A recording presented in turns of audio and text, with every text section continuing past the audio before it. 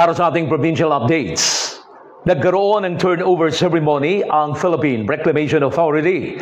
Sa pangunguna ni Mr. Mario Espinosa, ang Board of Directors ng Philippine Reclamation Authority or PRA at head ng Provincial Task Force Satellite Office ng Cheque na nagkakahalaga ng 500,000 pesos para sa patuloy na rehabilitation at recovery ng Masbate kaugnay sa paghagupit ng bagyong Opong. Ang cheque ay tinanggap mismo ni Governor Attorney Ricardo T. Co sa kanyang tanggapan.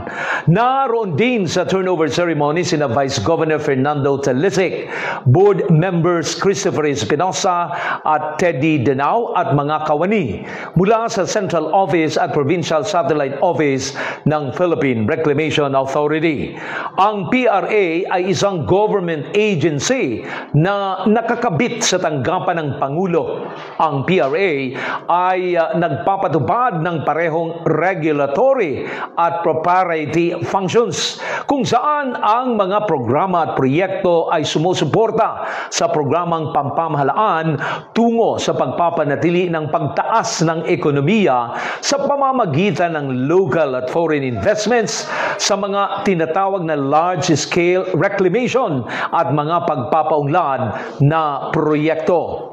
Maliban sa 500,000 pesos na donasyon, ang Philippine Reclamation Authority ay magtutugoy ng mga paaralan dito sa Masbate upang magbigay ng tinatawag na hydroponic technology matapos na ang PRA ay magbigay din o mag-donate ng hydroponic sa Cavite na ayon pa kay Director Mario Espinosa ay tumatamasa na ang mga paaralan ng kita dahil sa teknolohiyang hydroponics. Sa ngayon, ayon pa kay Director Mario Espinosa, ay mayroon ng umaabot sa 4,000 beneficiaries nitong hydroponics.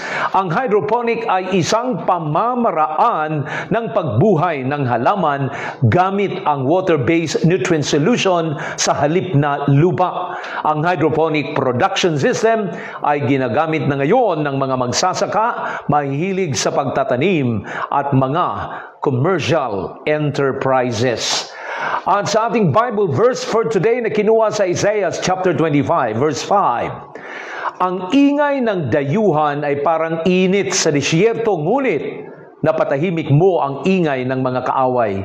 Hindi na maririnig ang awit ng malulupit, parang init na natakpan ng ulap.